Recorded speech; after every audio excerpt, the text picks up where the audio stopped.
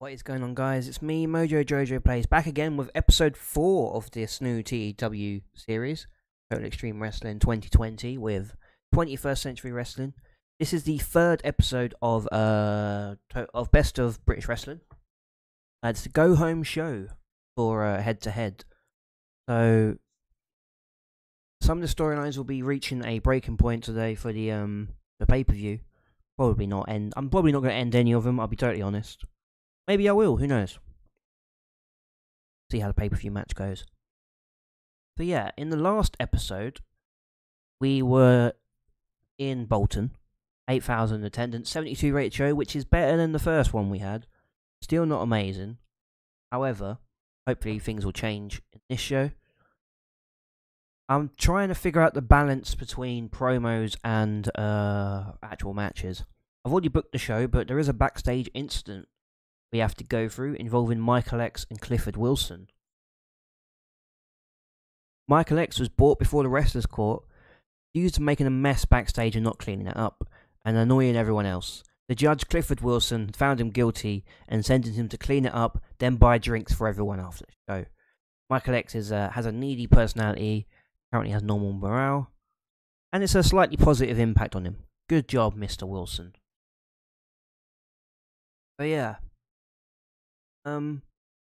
I forgot to put a pre-show on this, didn't I? I'm going to do a pre-show this time. I'm going to go do that real quick, and then we'll be on with the show.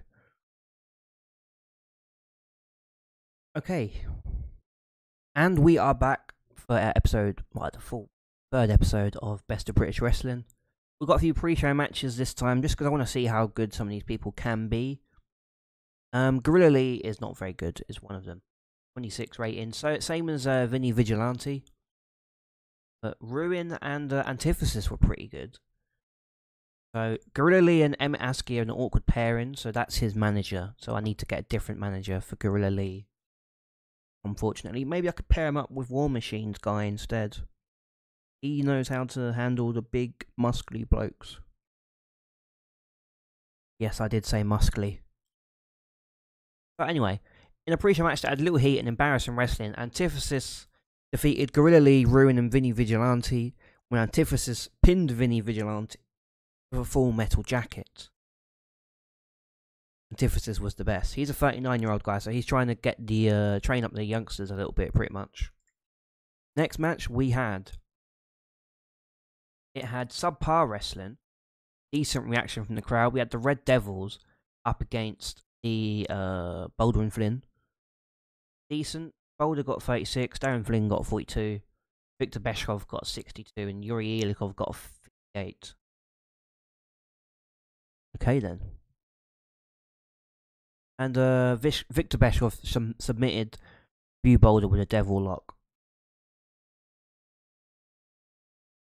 Oh, I forgot to take Spinal Impact moves off again. I will take that off the pay-per-view. Swear. Last but not least. Well, we know not to book a feud with these guys, not that I would anyway. We had the debut of new signing Landon Mallory. It's basically a dark match, so it's not actually his technically debut, but you know what I mean. Mark Misery. A cool babyface, and it's great. It gives him a large boost to star quality, but small penalty to charisma. Makes no sense, but okay. Mark Misery, a 43. Landon Mallory with a 31. Nice. Then we go on to the main show, which starts with Jeff Nova, actually, and the House of Business.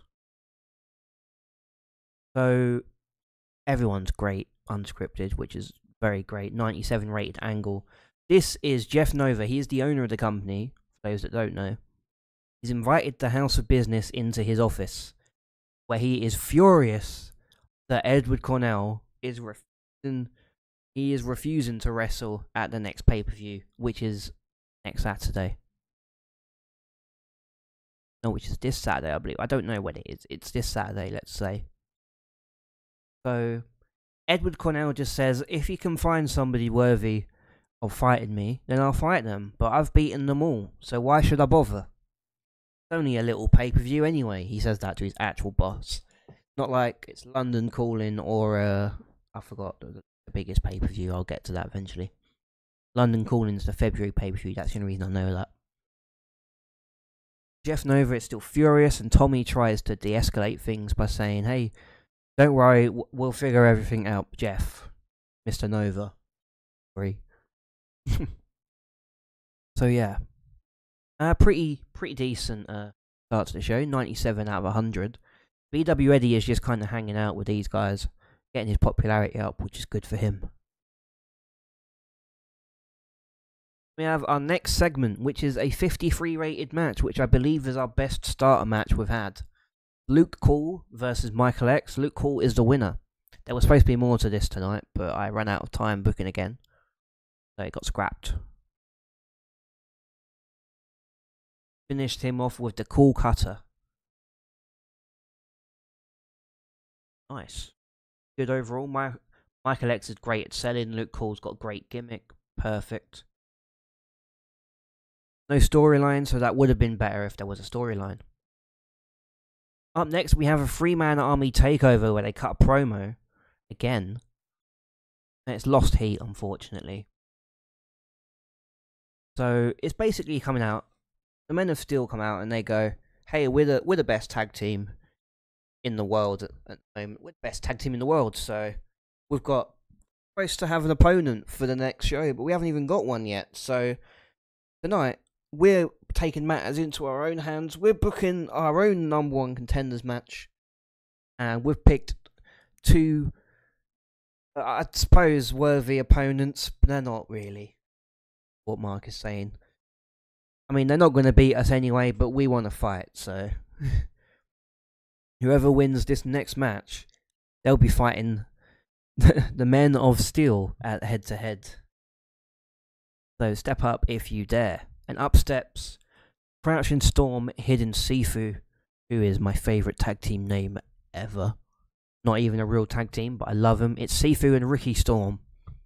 They come out to the ring, stare down the Men of Steel as they get in the ring ready, waiting for whoever's going to challenge them. We have, I think our best match so far. We have Hot Stuff versus Crouching Storm, Hidden Sifu. In a 75 rated match, Sifu got a performance of 68, Ricky Storm got a 72, JB Cash got a 71, and Buff Martinez got a 72. With Men of Steel were at ringside, so that's why the storyline heat went up. Buff Martinez and JB Cash got the tag team specialist bonus. Kathleen Lee, which is their boss, did some great work at ringside. Might take her away from them at some point, but I don't know. Very, very good match, actually. I'm surprised that was so good. I mean, I knew these guys were good wrestlers, and I knew these guys were good wrestlers, but I wasn't expecting a 75.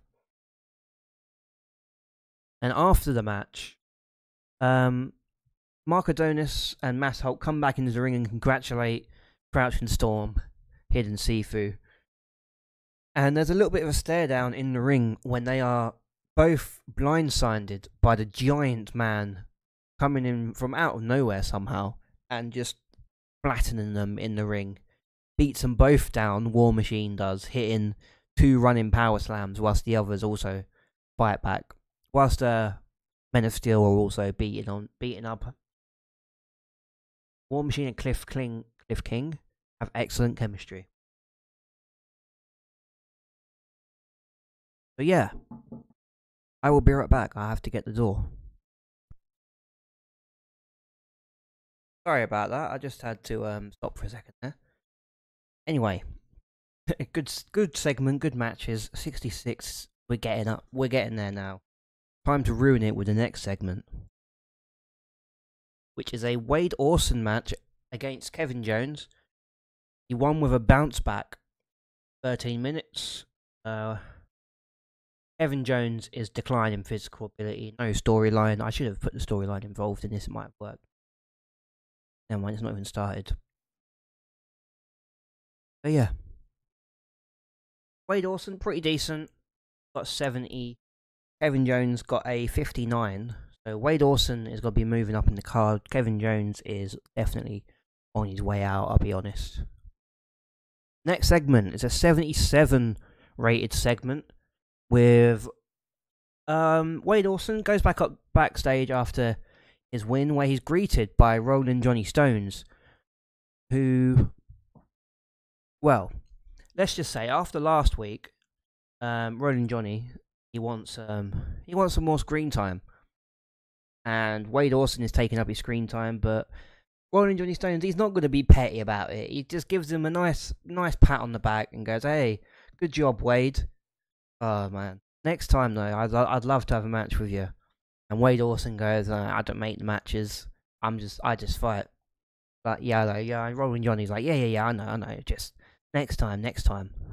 Remember, put a good word in for me, and we'll have a great match out there. We will, basically. And that's like, "Oh yeah, course I will, John. Yeah, of course I will," Wade says, and then they go their separate ways. Once again, Roland Johnny isn't on the show tonight. He is just causing a nuisance. Sorry about that. Again, my nan just walked in on me whilst I was recording and started talking. Anyway, yeah, Roland Johnny basically he wants a match. He wants a match with Wade Orson. Orson is like, well, I suppose maybe, I don't know. Johnny's like, yeah, just put a good word in for me, please. And yeah, of course I will, mate. Alright, and then they go their separate ways. 77 rated segment, pretty good. I have a feeling we're going to get some high ratings out of these guys, at least in promos. I'm not sure about matches, because I haven't had a Roland Johnny Stones match yet. Might put him on the pre-show just to see how good he is. The next segment completely destroys everything. They don't click at all, unfortunately. Oh god, they have two pre-show workers apparently. They don't care about. Evan Allpass wins against smiling John Smithy with a belly-to-belly suplex after 11 minutes. They had no chemistry whatsoever, which is why their ratings are worse than they would have been. This is the worst match we've had. Just because they just don't get on at all. Which is a shame, because they're two young guys that we could build for the future, but they're never going to have a match against each other, it seems.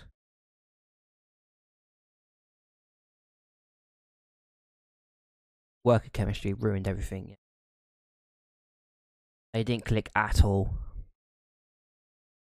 And then after the match, we have Jonathan Forst and the rest of Hellbound come and destroy Evan Allpass, leave him flat in the ring, just on his back, once again, completely destroyed and knocked out, whilst Jonathan Forst just laughs to himself and chuckles, sitting over him once the beatdown has ended.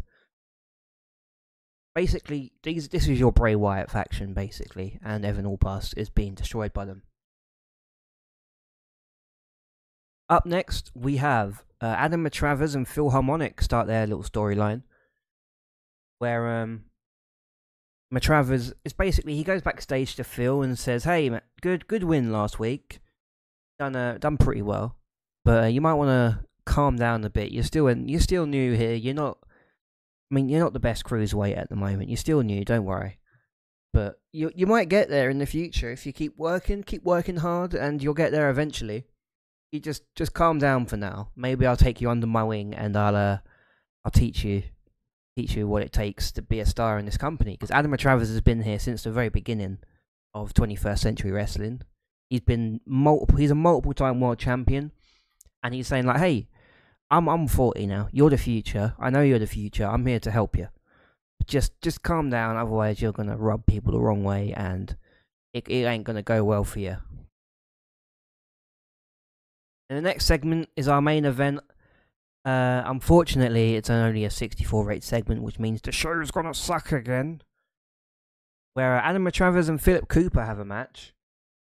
Where decent wrestling, good heat. Philip Cooper defeats Adam Matravers by pinfall with the Cooper Fly Splash, following interference from Phil Harmonic straight away. So basically, Phil Harmonic has listened to everything Adam Matravers just said and gone, "Nah, I'm gonna do it my own way," and interrupted Adam Matravers. He's already the big star, so why would he waste his time going after these young people? He's gonna go straight after the main event of Adam Matravers and ruin his day, basically. So he let's just say it was something along the lines of Philip Cooper was distracting the ref, like injured or pretending to be hurt or something, and Phil Harmonic has come in and basically blindsided him, leaving Philip Cooper to go for his Cooper Fly Splash, which is, I'm assuming, a frog splash, and hitting the pinfall. 1, 2, 3. Good win for Philip Cooper. He's another young, not young, but he's like 30 odd. He's not older like Adam Travers is. He's here for the future, probably, Philip Cooper. But yeah, not the best start overall. But we'll get there, I bet. Next segment, Tommy Cornell comes out to the ring on his own after the main event. And it's only a little 5-minute segment. And basically he says, hey, if Edward's not going to be at the next pay-per-view, don't worry. You'll still have one Cornell. He'll be there to fight. And that's going to be me. So don't worry about any of this. I'm going to be there. We're going to have a great show. Yada, yada, yada. Tommy Cornell is just basically saying, the Cornells have always been fighters, and I'm disappointed that my cousin isn't fighting at the pay-per-view, but don't worry about that. I'll be fighting on his behalf. And then Edward comes out, and he says to Tommy, don't even think about going to that show, because I've already stated that we're done. We're done. We're not going to head-to-head. It doesn't matter what you think, but if you go to that show, there is going to be trouble. House of Business is not going to be happy if you go. Tommy's like, listen, I've made my mind up. I'm going to the show. And yada yada. Whatever you think, whatever your threats are, it doesn't matter to me, because, I mean, I've got nothing to lose, so I'm going anyway. And that's how the show ends. 87 rated segment, pretty good. 68 rated show though, because the main event really ruined it. I really wish we put Crouching Storm, Hidden Sifu on there instead of the main event, because that was our best match we've had so far. Oh no.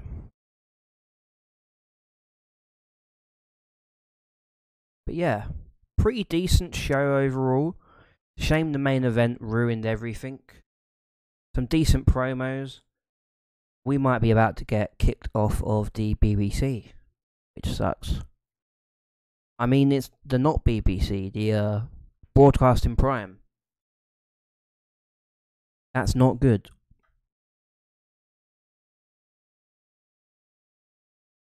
People seem to have enjoyed the show.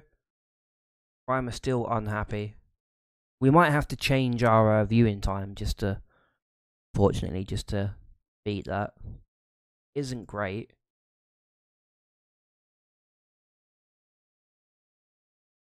Oh no, War Machine, why? 21st Century Worker War Machine has made a series of controversial claims, including the fact that he thinks he should be main eventing the promotion. The Coggy Star has called himself the real MVP of the company. We're working on it, okay, War Machine? You've got to build your way up there. You're only, what, 27? You'll get there eventually. In other news, we are bleeding money, and we now have got our pay-per-view, I believe, is this Saturday. Yes. So pay-per-view is tomorrow in-game. I'm going to book that real quick. But for this week, that is it. Well, for this show, this week in-game, that is it. We might have a few pre-show matches. Rolling Johnny Smith is going to be one of them, just so I can see how good he is. But yeah, I have some good plans for pay-per-view, I think. I've written them all down. I've got about 7 or 8 matches planned, at least. And other promos as well, so yeah. Hope you all have enjoyed this episode, though. Next episode will be head-to-head. So yeah. Hope you all have enjoyed. I'll see you all in the next one.